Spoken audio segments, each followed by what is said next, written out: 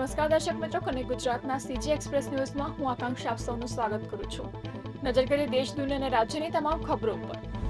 Ahmedabad airport પોલીસે હાંસોલમાં ચાલી રહેલા એક નકલી કોલ સેન્ટરનો પર્દાફાશ કરીને 2 આરોપીઓની ધરપકડ કરી હતી. આ કોલ સેન્ટર દ્વારા અમેરિકન નાગરિકોને લોન આપવાના બહાને તેમની સાથે છેતરપિંડી કરવામાં આવતી હતી.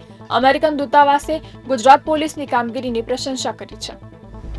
અમદાવાદમાં ઇન્સ્ટાગ્રામ વાપરવા ન દેતા 13 વર્ષની છોકરીએ ત્રીજા માળેથી પડતું મૂક્યું. દીકરીએ ત્રીજા માળ પર પહોંચીને સીધે નીચે છલાંગ લગાવી હતી, જેમાં તેને ગંભીર ઈજા પહોંચી હતી અને સારવાર દરમિયાન મોત નીપજ્યું હતું.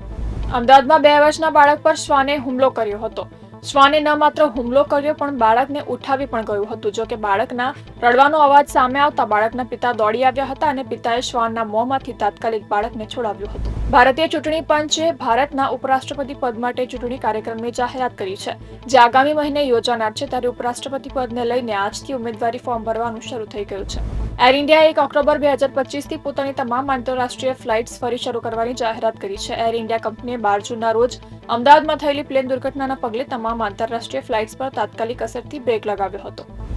રાજસ્થાન સરકારી આદેશ મુજબ રાજસ્થાન પોલીસના 9 ઇન્સ્પેક્ટરો વિરુદ્ધ કાર્યવાહી કરવામાં આવી છે. રાજસ્થાન સરકારે ગૃહ વિભાગના 9 પોલીસ ઇન્સ્પેક્ટરને ફરજિયાત નિવૃત્ત કરી દીધા છે. તેમણે તત્કાલ અસરથી રાજ્ય સેવામાંથી દૂર કરવાનો નિર્ણય લીધો છે. કર્ણાટકના ધર્મસ્થલા નજીક 4 યુટ્યુબર્સ સામૂહિક કબર કેસમાં ઇન્ટરવ્યૂ લઈ રહ્યા હતા. તે દરમિયાન તેમના પર હુમલો થયો હતો. હુમલાને પગલે આ બધા હાલ હોસ્પિટલમાં દાખલ છે. યુપીના સીતાપુરમાં પત્રકાર રાઘવેન્દ્ર રાજપેયીના હત્યા કેસના બંને શૂટરોને પોલીસે એન્કાઉન્ટરમાં ઠાર માર્યા છે. રાજુ ઉર્ફે રિઝવાન અને સંજય ઉર્ફે અકિલ એન્કાઉન્ટરમાં માર્યા ગયા છે. અમેરિકાના રાષ્ટ્રપતિ ડોનાલ્ડ ટ્રમ્પે પોતાના બીજા કાર્યકાળમાં પહેલીવાર વિદેશી માલ પર ટેરિફની જાહેરાત કરી છે. તેની સીધી અસર અમેરિકાના શેર બજાર પર પડી છે. લોકોને ડર લાગવા લાગ્યો છે કે આનાથી માલ મોંઘો થશે અને વ્યવસાય પર અસર પડશે. પીએમ મોદી એસસીઓ સમિટમાં ભાગ લેવા માટે ચીન જશે. આ મુલાકાત 31 ઓગસ્ટ અને 1 સપ્ટેમ્બરના રોજ થશે. 2020માં ગાલવાન ઘાટીમાં ભારત ચીન લશ્કરી અથડામણ પછી મોદીની આ પહેલી ચીન મુલાકાત હશે. મોદીએ અગાઉ 2018માં ચીનની મુલાકાત લીધી હતી. ઉત્તરકાશીના ધારાલીમાં થયેલી દુર્ઘટના બાદ વહીવટીતંત્ર યુદ્ધના ધોરણે બચાવ કામગીરી ચલાવી રહ્યું છે. રાહત અને બચાવ ટીમો ઘટના સ્થળે કાર્યરત છે. દહેરાદૂન અને જિલ્લા વહીવટીતંત્રથી રોડ માર્ગે આવતી મદદમાં અવરોધોનો સામનો કરવો પડી રહ્યો છે. શુભમન ગિલની કેપ્ટનશીપમાં ભારતે ઇંગ્લેન્ડ સામે આવેલ ટેસ્ટમાં ઐતિહાસિક જીત મેળવી છે. મોહમ્મદ સિરાજના જોરદાર સ્પેલ બાદ પાકિસ્તાનની પૂર્વ ખેલાડી દ્વારા બોલ ટેમ્પરિંગનો આરોપ લગાવતા વિવાદ ઉભો થયો છે.